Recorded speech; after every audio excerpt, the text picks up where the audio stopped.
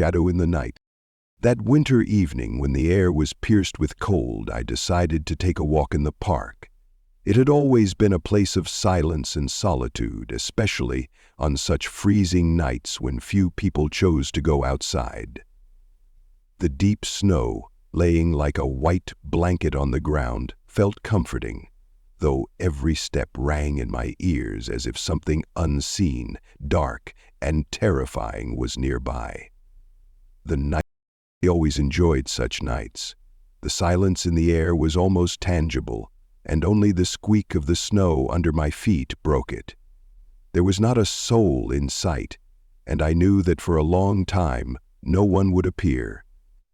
I came here to forget, to feel myself as part of this dead, cold world.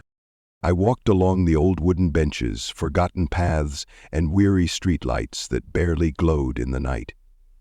Far ahead, among the snow-covered trees, I could make out dark silhouettes, and I thought that maybe, in the darkness, you could see even the strangest of beings. But what I felt when I glanced over my shoulder had nothing to do with normal fears. At first, it was something barely noticeable, almost imperceptible, like someone was hiding behind me, somewhere in the dark part of the park. Someone, or something. I slowed my steps but didn't turn around. I didn't want to admit to myself that something was wrong. I kept walking, but the sense of unease grew stronger. It crawled up my spine like goosebumps, seeping into my very heart. I glanced around, momentarily meeting the gaze of one of the streetlights that stood out against the dark, but beyond it, there was nothing but empty trees. Then I saw it. But my heart was already pounding in my chest, and my blood turned to ice. At that moment, I realized that it wasn't human. It couldn't be. The silhouette in the dark was black, its contours blurry, as though its form made no sense. But what frightened me the most was its third eye, placed right in the middle of its forehead, still and yet seemingly piercing through everything around it. I clutched the snow, unable to move. This monster was enormous, much taller than any human, with long horns stretching out to the sides like two dangerous traps. The horns looked unnaturally bent, like something from an ancient god or demon. I couldn't believe my eyes. How could such a thing exist? How had this creature found its way into the park, a place where there were never monsters or mysticism? For a moment, I almost convinced myself it was just a trick of the light. But the moment I looked back, the monster moved. At first slowly, like a wave, approaching me, but each step sounded like a hammer striking the earth. I couldn't move. It was already too close.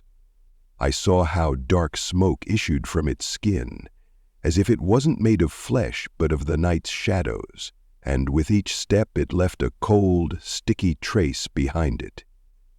It wasn't in a hurry. Its enormous eyes continued to watch me.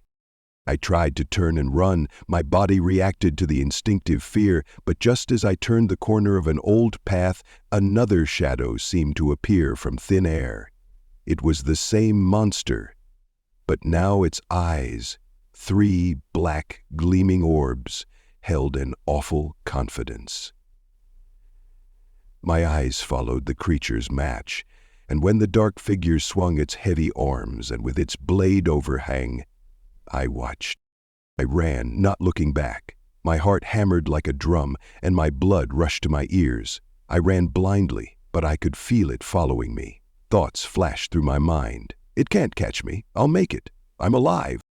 But just as I turned another corner, I felt its presence again. It was right behind me. For a moment, everything around me was consumed by darkness, and I realized that I had become part of that night, that I couldn't escape this trap, that some invisible wall had surrounded me on all sides. When it was over, I crawled back, then looked around.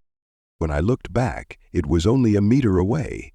It stood directly in front of me, its third eye glowing like an endless void.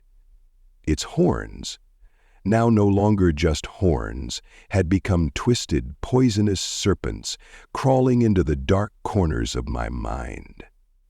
It wasn't moving. It was just watching.